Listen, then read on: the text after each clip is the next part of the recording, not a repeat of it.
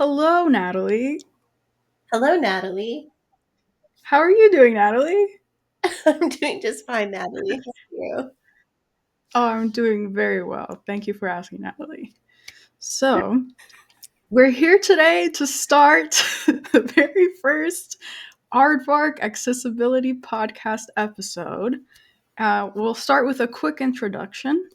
I'm Natalie Garza, otherwise known as Natalie G. I am an accessibility novice and the mic MC here. And I'm Natalie MacLeese. I am an accessibility expert, and Natalie will interview me. And we're both named Natalie. And sorry if that's confusing. Yes. All right, Natalie, let's kick off the podcast.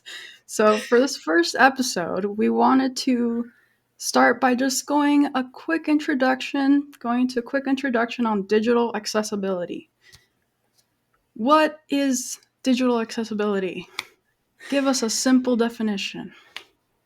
All right. Digital accessibility is ensuring that anybody can use your website or web application, regardless of what device they happen to be using, or assistive technology, or their own capacity as a person.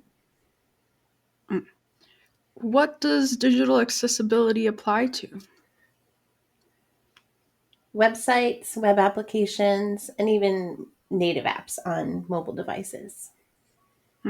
Even desktop applications, right? Yep, desktop applications. Nice. Also applies to all kinds of digital machines, ATMs, kiosks, little ticket machines where you buy a ticket to get on the subway. All of those things are digital accessibility. Yeah, self-checkout. Mm-hmm. Thank you. That was a great definition for digital accessibility. All right. Next, who does digital accessibility benefit? Everyone.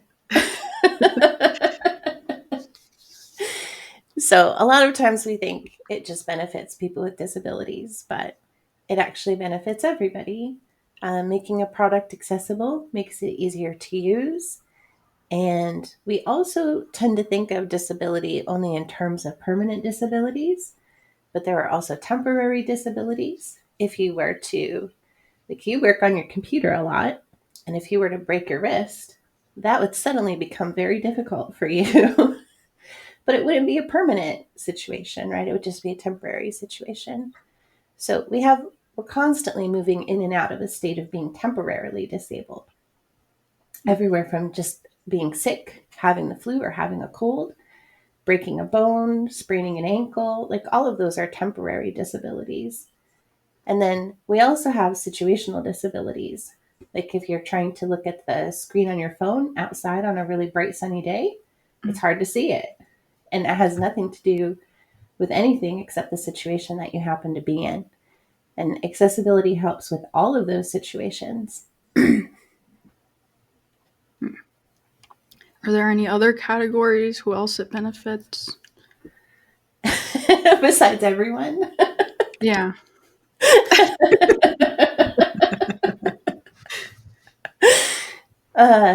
Yeah, I mean, everybody gets older every day. Everybody wakes up one day older every morning.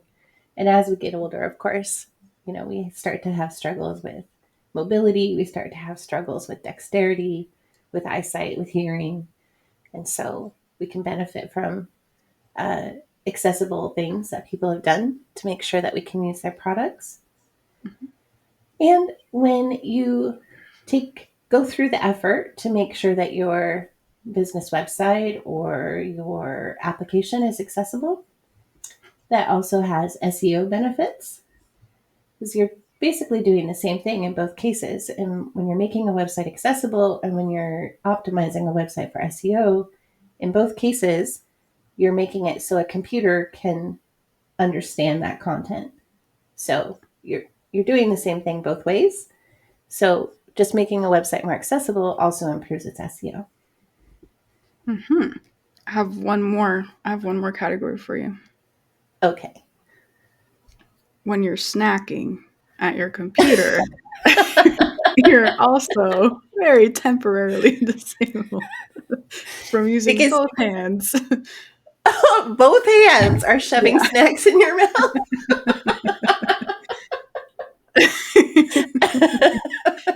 And then you have to use voice control on your computer. Yeah. I have to tab. We have to tab. We have to. We got a space bar. We gotta make things happen. All right. If you're snacking with one hand, keyboard on the other, I mean, you definitely don't want Cheetos dust on your keyboard. no. You don't want hot Cheeto dust on your keyboard. All right. So digital accessibility benefits pretty much everybody. Now, why? Why go through the effort of making it accessible for everyone?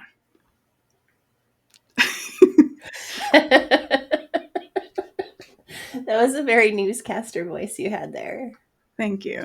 Thank you. It's going to get better with every episode, by the way. You're going to get more and more professional newscaster or less and less? Better. It's Okay. much better. Back to you, Natalie. All right. So, I mean, I think, first of all, people have a civil right to equal access to information and services. So that would be the primary reason that accessibility is important, that we want to be respectful of everybody's right to have access to everything. It also helps improve the user experience. If you give some extra thought to putting together a website or a web application in a way that's accessible, it's going to improve the user experience of the app. Often, it also helps to improve performance and, like we mentioned earlier, SEO. And then, of course, we have the legal reason. We have the carrots and now we have the stick. So the legal reason is you could be sued if your website is not accessible and people aren't able to access it. So you want to avoid that. That can be very costly. It can be a lot of trouble, a lot of time. And you want to make sure that you're complying with the Americans with Disabilities Act if you're in the US, or lots of other countries around the world have similar laws that require websites to be accessible. I have a curveball for you. Okay. Who's responsible for the accessibility of your website? Everyone who works on your website is responsible for the accessibility.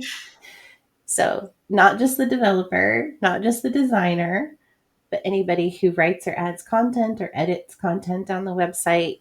A project manager who might oversee the project needs to make sure that things are being done in an accessible way. The QA team who's checking the website afterward needs to be trained in how to check and make sure things are accessible. The social media team who posts about your new blog post on social media needs to be trained in how to do that in an accessible way. And of course, the owners of the business have to make sure that they're accommodating that and allowing their team the time that they need to make sure that things are accessible. Perfect. So I think that basically wraps up our episode on intro to digital accessibility. Where should we start digging into accessibility, Natalie? If you're brand new to accessibility, you can always come to Aardvark and get your homepage scanned for free. We'll show you some of the accessibility issues that are on your homepage and show you how to fix them. You can also subscribe to our podcast, where we're going to be going over accessibility topics in every episode. All right. Thank you so much, Natalie, for this intro to digital accessibility. We've gone over what is digital accessibility, who it's for, why we're doing it, and who's responsible. Join us for the next episode of Aardvark Accessibility Podcast to learn more. See you next time. Like and subscribe, and we'll see you next time.